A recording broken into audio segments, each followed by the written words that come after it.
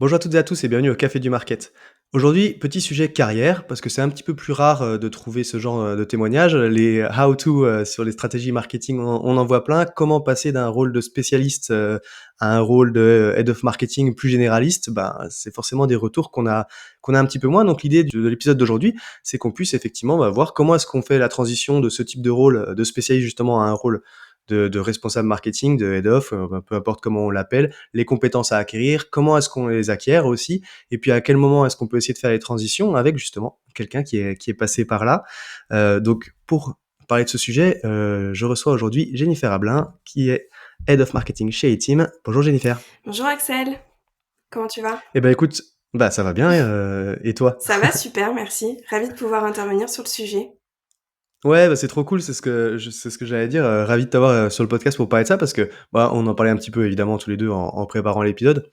C'est des témoignages qu'on entend moins, parce qu'aussi, bon, bah, revenir sur sa carrière, les différentes étapes et tout, c'est peut-être un peu plus personnel que sur, comment est-ce qu'on organise un event B2B. C'est vrai. Donc voilà. Mais par contre, c'est des retours qui sont, enfin, je trouve, au moins aussi précieux, parce que bon, bah, à la fin, la construction d'une carrière, ça impacte, le pro comme le perso. Enfin, Ouais. c'est aussi un parcours, Et, p- donc et voilà, puis c'est c'est aussi un le sujet qu'on peut prendre en cours à n'importe quel moment de sa carrière, que ce soit au début ou quand on se pose des questions en cours de carrière aussi, je pense. carrément. Eh bah, écoute, bah, je te propose qu'on rentre, doucement dans le sujet. Du coup, peut-être juste si tu peux te présenter en introduction? Bien sûr, bah, comme tu l'as dit toi, donc moi aujourd'hui je suis Head of Marketing chez A-Team. Ça fait maintenant quasiment 8 ans que je suis dans la tech B2B et puis bah, côté un peu plus perso, même si déjà on va parler de la carrière, donc comme tu l'as dit c'est déjà un sujet un peu perso, mais sinon voilà, moi je suis une grande fanat de voyages et surtout en Asie avec plusieurs voyages dont le Japon l'année dernière, la Chine cette année, puis bah, l'année prochaine ce sera la Corée, en tout cas j'espère. Ouais, très cool. Et tu jamais du coup, voulu en faire une étape de carrière, Ça s'est pas présenté pour l'instant, pas forcément. Et c'est vrai qu'en fait, aujourd'hui, je suis vraiment bien dans la tech B2B. Là, j'ai déjà fait un nouveau virage avec la tech RH après avoir fait de l'IT pendant 7 ans chez Ring Central. Donc, on en parlera un peu plus en détail après, Ouais. mais c'est vrai que pas pour le moment. Ouais, bah, puis tu me diras, le shift vers le marché asiatique, c'est peut-être encore un peu plus gros que devoir, partir dans un pays anglo-saxon, par exemple, en termes de culture, quoi. Clairement. Et puis là, au niveau de la carrière, il y a aussi un gros plan de montée en compétences à prévoir. Ouais, c'est clair. Mais du coup, bon, tu fais la transition, toute trouvée. L'idée, c'est que, bah, peut-être juste avant qu'on rentre dans le détail, du coup, des étapes, des compétences, des machins, est-ce que tu peux revenir justement sur, bah, sur ton parcours, chronologiquement, on va dire, pour qu'on se représente un petit peu déjà, effectivement, ton parcours jusqu'ici? Ouais, avec plaisir. Écoute, en fait, moi, ça a été d'une certaine façon assez simple. Je savais que j'ai toujours voulu travailler dans tout ce qui était com, marketing depuis bah, le lycée. Donc, tu vois, ça commence à remonter un petit peu maintenant. Ouais. On va pas dire combien. Mais voilà, l'organisation d'événements, ça a toujours été un sujet qui m'a particulièrement plu. Et donc, bah, après une prépa, j'ai fait une école de com et j'ai fait du coup plusieurs expériences en événementiel avec d'abord une première expérience en stage, puis après 1 an à Londres en RP parce que je me suis dit, bon, c'est bien l'événementiel, mais ça serait bien que tu vois un peu autre chose. Donc, je me suis un peu sortie de ma zone de confort et j'ai fait des RP pour voir. Au bout d'1 an, je me suis rendu compte que l'événementiel, c'était plus mon truc. Donc, de retour en France, j'ai pris un poste chez Sodexo de retour en événementiel. Et après, j'ai commencé ce que je peux appeler quand même une bonne partie de ma carrière chez Ring Central parce que j'y suis restée 7 ans avec plusieurs postes consécutifs. D'abord event manager, ensuite owner des campagnes marketing et enfin poste de directrice marketing. OK. Du coup, c'est chouette, c'est ce que j'allais dire. Bah, enfin, on a encore une fois, un peu, parlé ensemble, parce qu'on prépare les épisodes quand même. Mais, ce que j'aime bien, c'est que c'est ça. Toi, tu pas vraiment passé d'un poste de spécialiste, du coup, côté événementiel, vers un poste, au final, plus généraliste, de manager, marketing. Hem, on va parler de cette transition-là parce qu'au final, c'est vrai qu'elle se fait peut-être un peu plus naturellement quand tu as, je sais pas, tu es le 1er marketeur d'une boîte, au final et tu as déjà un peu tous les sujets, Ouais, et du coup, tu vas évoluer potentiellement avec ta boîte complètement. naturellement vers un poste à responsabilité, quoi. Alors que là, du coup, bah, Toi, tu as un autre type de carrière, mais qui est, tout aussi, classique, on va dire, où tu rentres dans une équipe qui est déjà plus grande, sur un poste de spécialiste et du coup, tu évolues vers ce poste, de manager, de responsable marketing. Enfin, quand je dis responsable, c'est responsable au sens large du Oui, terme, dans le sens, où tu as des responsabilités marketing, tout à d'un fait, point de oui. vue généraliste. Du coup, comment est-ce que tu t'es organisé concrètement, pour y parvenir? C'est quoi les compétences à acquérir, on va dire, quand on passe d'un poste de spécialiste où, bah, déjà, tu l'as dit avec ce sujet un petit peu RP pour élargir ton Mmh, spectre, mais où du coup, tu vas être parce qu'au final, tu as 2 progressions de carrière possibles à ce moment-là. Soit tu vas être excellente, dans ce que tu fais, au niveau, événementiel et du coup tu deviens, un expert. un extra spécialiste, reconnu pour ça et tu peux très bien, d'ailleurs c'est une carrière qui est tout à fait respectable, hein, tu peux très bien Bien évoluer en sûr. rémunération en devenant expert d'un sujet, aussi. Heu et du coup, je me suis pas dit oui, donc les compétences à acquérir, bah et pour justement passer de ce poste de spécialiste à un poste un peu plus généraliste. Oups, j'interromps ton épisode 2 secondes pour te parler d'un de mes partenaires qui me permettent de te proposer tout ce contenu gratuitement. Ce partenaire, c'est Webmécanique, la suite de marketing automation et CRM française. Tu le sais comme moi, si tu fais du marketing B2B, les cycles de vente, ils sont particulièrement longs entre les actions de marketing, le nurturing, l'emailing et les événements, les touchpoints commerciaux. Le funnel, il est difficile à suivre et à piloter. C'est justement ce que résout Webmécanique. C'est une alternative solide aux mastodontes américains et surtout, c'est une solution de marketing automation qui est intuitive, mais complète et puissante, et qui s'intègre facilement dans tes outils du quotidien, dans ta stack que tu utilises déjà, pour délivrer le bon message, au bon moment, par le bon canal. Et en plus, comme c'est français, forcément c'est conforme RGPD, tu gardes le contrôle sur tes données, et tu peux facilement échanger avec une équipe très sympa si tu en as besoin. Bref, il y a plus de 1000 entreprises qui l'utilisent déjà, c'est la solution qu'il te faut pour améliorer le ROI de tes actions marketing, et je t'invite à découvrir ce qu'ils font sur webmechanic.com, webmécanique avec un K à la fin. Et maintenant, je te laisse avec ton épisode. En fait, si je peux revenir un petit peu sur mon arrivée chez Ring Central, et alors à Ouais, l'époque, en l'occurrence, donc c'était, Dimelo, c'était une start-up, enfin on était quand même une bonne quarantaine, cinquantaine de personnes. Donc j'arrivais quand même dans une équipe marketing qui était pas très grande et sur lequel ouais, voilà, moi c'est mon scope, c'était vraiment, les events. Mais j'avais une vraie ambition dès le départ à prendre sur du moyen long terme un rôle beaucoup plus 360 parce que je savais que j'avais envie d'apprendre autre chose en dehors des événements.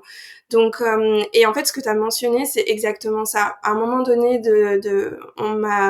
j'étais en fait à ce carrefour-là en me disant, soit j'ai une évolution en termes d'expertise, soit j'ai une évolution en termes de management. Sachant qu'on peut aussi devenir manager dans son propre fil d'expertise. ouais. C'est-à-dire, Mmh mh. voilà, construire ta propre équipe d'événementiel, avoir plusieurs personnes dans ton équipe sur ce film en particulier et devenir au final un expert sur ce film en particulier. Oui, Moi, oui, tu as tous les head of brand, head of voilà, content, exactement. effectivement, ouais. Mmh mh. Moi, au vu de comment la boîte évoluait, après il y a eu le rachat de Ring Central aussi, mais voilà, au vu de comment la boîte évoluait et au vu même de ce que je voulais continuer à apprendre, je me suis vite rendu compte que moi, mon évolution, ça allait plutôt aller vers la partie managériale, mais 360, plutôt que la partie expertise du fil d'événementiel. Et donc, pour ça, bah, c'est ce que tu mentionnais, il fallait en fait au final savoir comment pouvoir monter en compétences.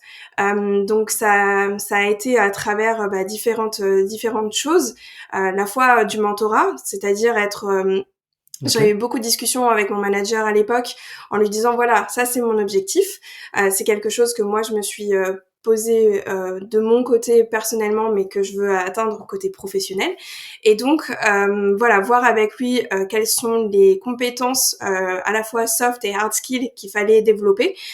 C'est des choses que j'ai travaillé de mon côté à lister et qu'avec lui, et ben en fait, on faisait des retours pour savoir si au niveau de certains tests qu'on faisait, ou alors par exemple, pour donner un exemple concret, quand je suis passée campaign marketing manager, le poste il n'existait pas. Donc en fait, il fallait tout Mmh mh. créer de A à Z.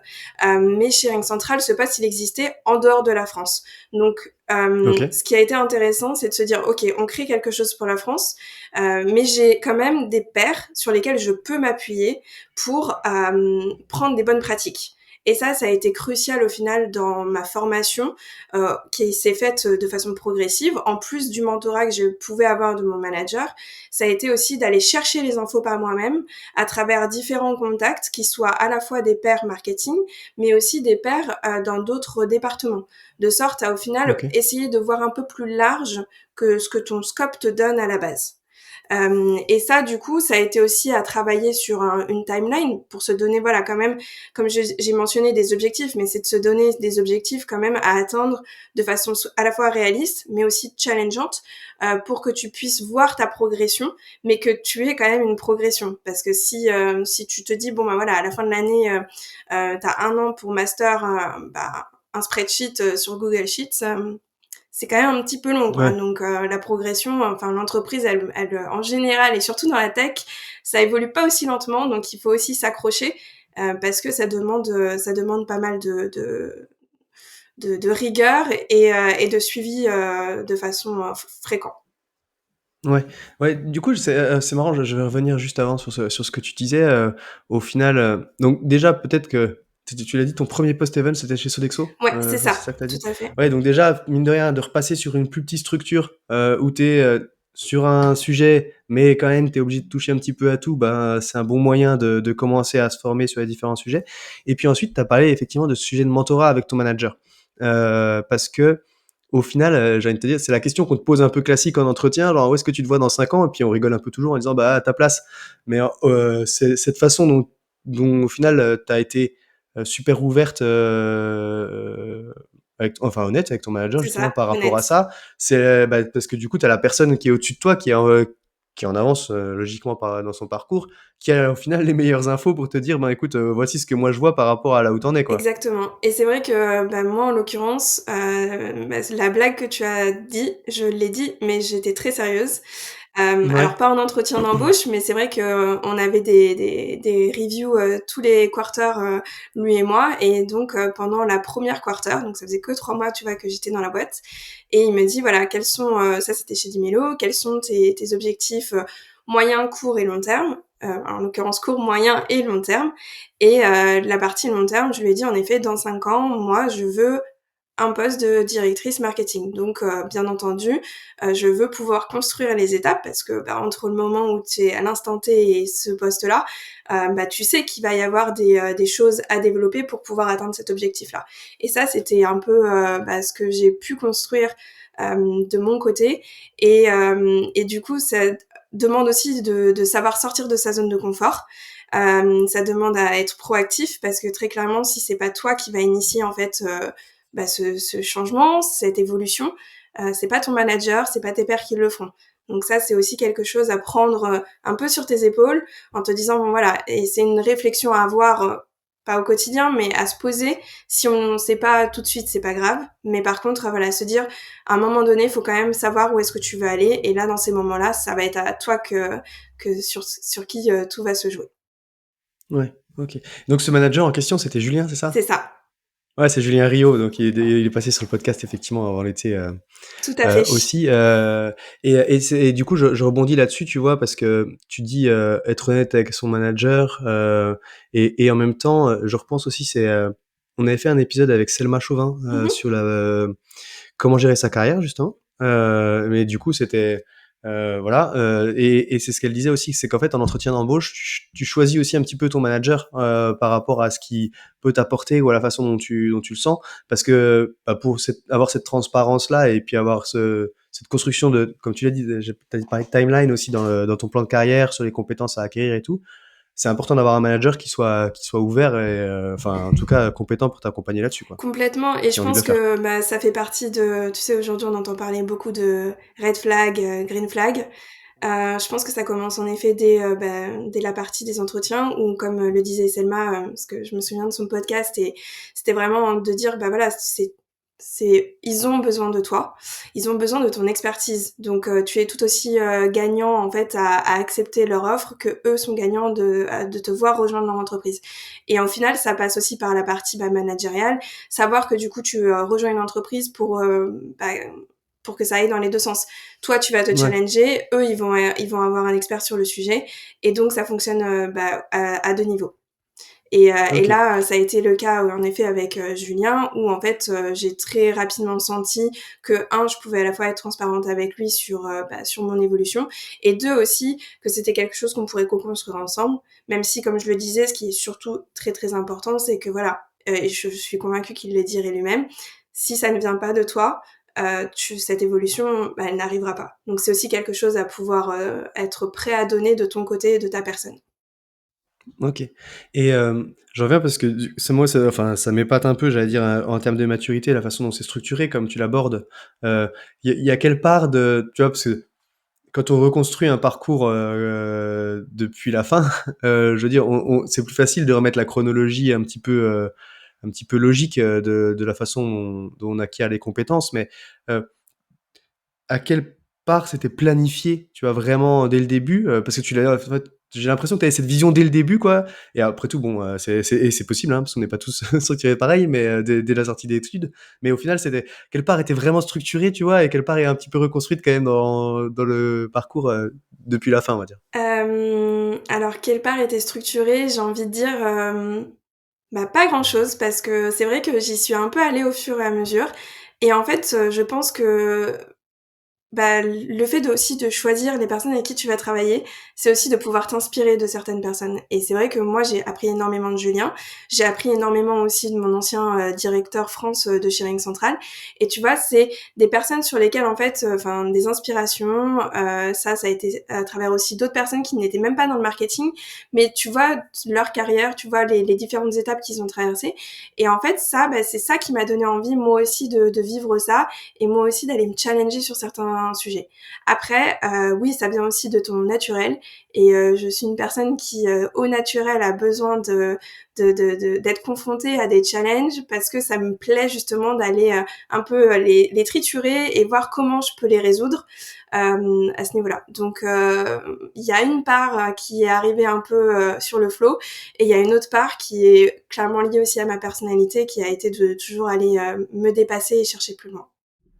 Ouais, donc t'avais cette ambition quand même d'arriver sur un poste de directrice marketing, et du coup, c'est cet aspect d'échange avec, du coup, tes Ouais, mentors, enfin, je mets des guillemets, mais c'est toi qui l'as utilisé, ce c'est terme, ça.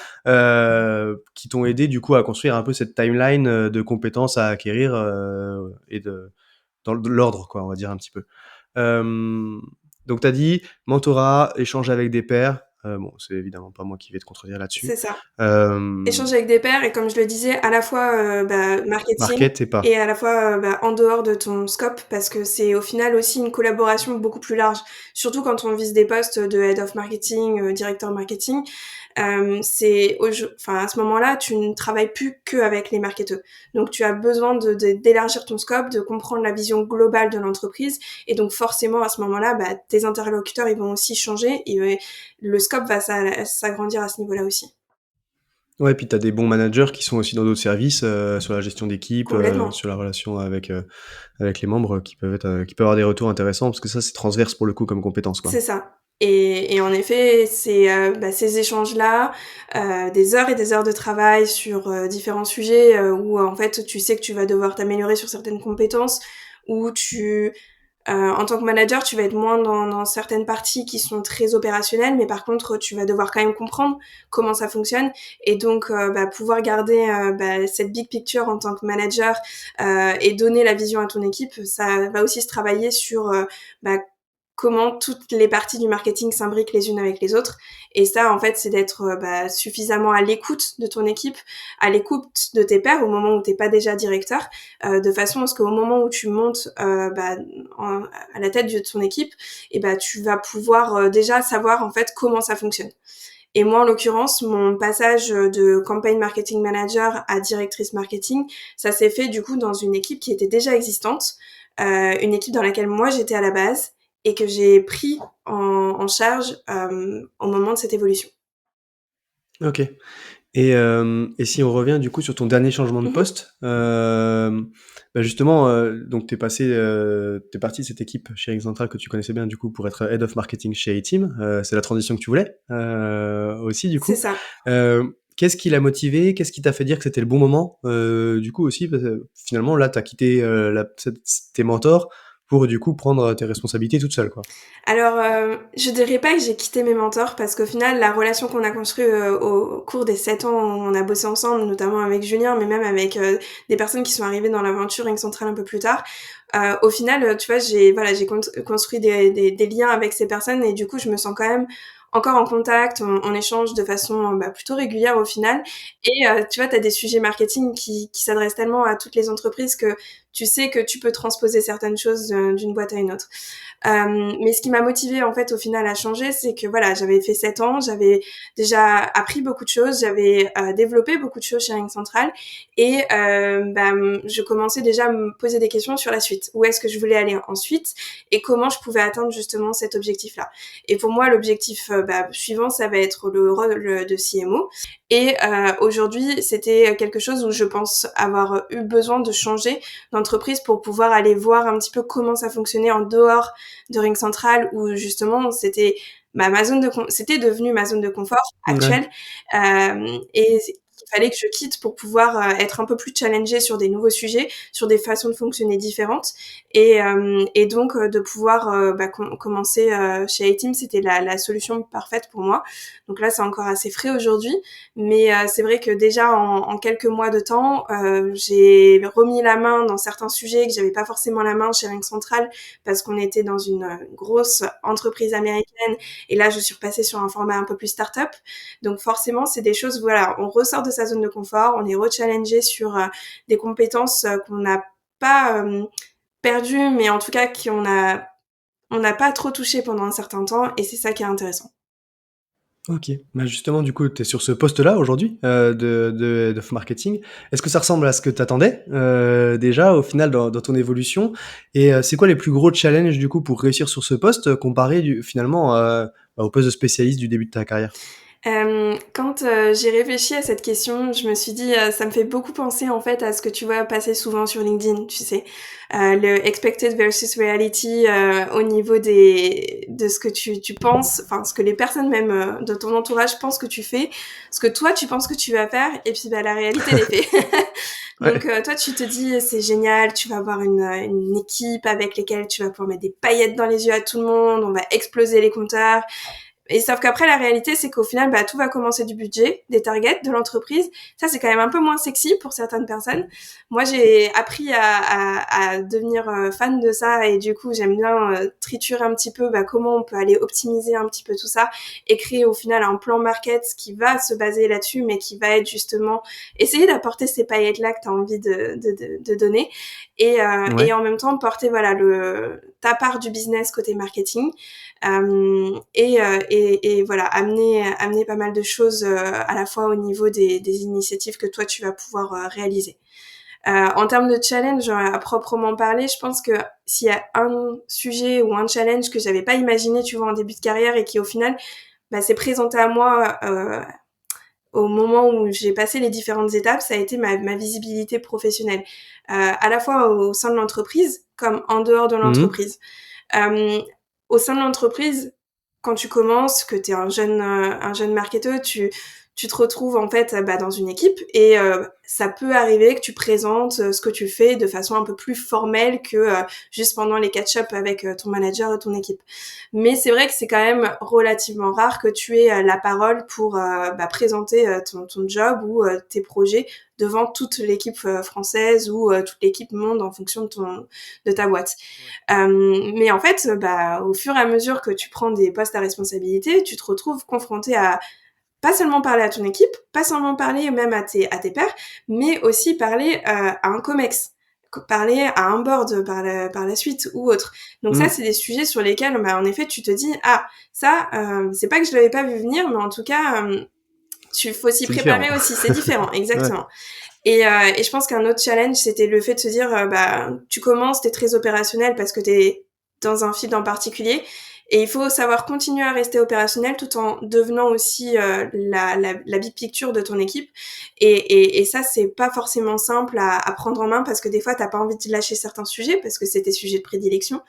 Et en même temps, tu peux pas te permettre d'être trop dedans non plus parce que on t'est attendu sur d'autres responsabilités, d'autres objectifs, et donc tu peux pas t'éparpiller partout.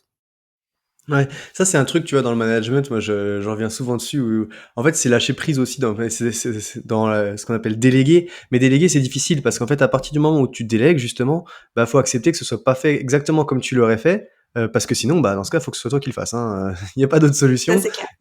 et c'est un truc qui est difficile à gérer, de lâcher prise sur des trucs. Alors évidemment, tu as des playbooks, enfin il y a des process à mettre en place pour que garantir un niveau de qualité, mais à la fin, il y a des choses que toi, tu aurais peut-être pas tourné tout à fait comme ça, qui sont, écrites parce que c'est pas toi, quoi. Mmh, Ça, c'est complètement. difficile C'est à accepter difficile, quand même, hein. mais je Mmh. pense qu'en fait, ça passe aussi, bah, à travers, les échanges que tu peux avoir avec ton équipe, comprendre, bah, comment eux travaillent et donc voir s'il y a des choses que toi, tu peux améliorer dans cette façon de travailler ou toi, t'adapter aussi à cette façon de travailler. Ça va vraiment dans les 2 sens et d'ailleurs, si je peux me permettre cette petite, parenthèse, c'est que quand on me demande quel est mon style managérial, au final, moi, je dis j'ai pas un style managérial à proprement parler. Enfin, si je dois me définir, c'est que je suis une personne très à l'écoute et qui suis toujours preneuse de bonnes initiatives ou d'échanges. Mais par contre, je m'adapte complètement à la personne que j'ai en face de moi. Et ça, tu vois, je pense que si t'es pas prêt à avoir cette petite part d'ouverture de la personne et t'adapter, ça va être très compliqué parce qu'en effet, tu vas vouloir potentiellement tout contrôler et là, ça va devenir très lourd pour toi et pour ton équipe Ouais, aussi. c'est ça, tu vas rentrer dans le micromanagement, personne n'aime ça, quoi. Exactement. Mais donc il y a ça, il y a cet aspect-là, que j'ai noté de ce que tu dis et puis après il y a cet aspect, encore une fois, prêcher un convaincu sur la valorisation en interne, que ce soit du marketing ou que ce soit toi aussi du coup, sur tes prises de parole, et puis cette nécessité au final d'adapter ton discours aussi et de monter un petit peu monter en compétence ou en tout cas, j'allais dire en tu as parlé de big picture, du coup, j'ai prise de hauteur, voilà, Oui. c'est ça que je cherchais un terme français parce que malheureusement, on fait des anglicismes dans tous les Oui. sens. Mais du coup, c'est ça sur cette nécessité quand tu vas aller prendre la parole en comex ou même en codir tout simplement avec les autres responsables, enfin les autres chefs de service ou C-level comme on le dit C'est encore une ça, fois. C'est cette nécessité aussi d'être capable de prendre de la hauteur sur les actions marketing pour parler le langage de l'entreprise et puis seulement le langage du market, quoi. exactement. Et ça, c'est vrai que, bah, ça se développe, tu le travailles au fur et à mesure des échanges que tu as et du temps que tu as. Parce qu'en fait, tu te rends Ouais. vite compte que, bah, le temps que tu passes, à présenter à ton équipe n'est pas le temps que tu vas passer à présenter à un comex, ou à des execs. Et en l'occurrence, Mmh. tu vas passer, sur du, 20 minutes potentiellement parce que c'est toi qui gères le timer, lors d'une présentation de ta vision market à ton équipe. Par contre, au moment où tu présentes, ta stratégie marketing aux execs, tu as 1 minute top chrono et là, tu as intérêt à être, impactful du coup. Désolée pour Ouais. l'anglicisme, mais, tu as intérêt à montrer ton impact dès l'instant T, pour, bah, quitte à ce que ça soit après en question-réponse, mais sur le moment, ta présentation, n'être que sur l'essentiel. Et ça, c'est pas toujours facile. Ouais. Oui, puis l'essentiel pour eux est pas forcément l'essentiel, que tu as l'habitude de partager avec ton équipe marketing, C'est ça. mais c'est là que les relations aussi dont tu as parlé avec, le responsable financier, le responsable commercial, même ton CEO, t'aident à construire ça du coup, cette vision un petit peu, complémentaire business, qui va être intéressante, du coup, Complètement, cette pour prise le de banc, quoi. recul Mmh. justement que tu peux avoir sur toi, ton rôle et ce qu'eux vont voir en final, de leur point de vue, ça te permet de construire après ta présentation, ta façon de monter les bonnes informations en fait, au board, aux comex, aux execs, ce que tu veux. OK, très cool. Bah, écoute, merci pour, cette, transparence, puis surtout en arrière un petit peu sur ton parcours. J'allais dire, Avec bon, plaisir. si on en vient rapidement quand même à un ou 2 sujets market, sur la fin, c'est quoi rapidement tes challenges marketing du moment? Très clairement, on est sur la fin de l'année, donc je pense que c'est toujours un peu les mêmes sujets, surtout dans la tech B2B. Donc sans grande surprise, je vais te dire, la visibilité, continuer à travailler cette partie-ci, la lead gen et le gros morceau du coup, c'est l'AOP 2026, hein. Je pense que tous les head of marketing en ce moment se penchent dessus, quand ils ont 5 minutes, ou un peu plus à accorder entre 2 sujets chauds du moment. Mais Ouais. d'ailleurs, je trouve que tu vois, ça résume très bien au final le rôle de Head of Marketing, c'est-à-dire savoir à la fois gérer les sujets du moment et en même temps prévoir la suite.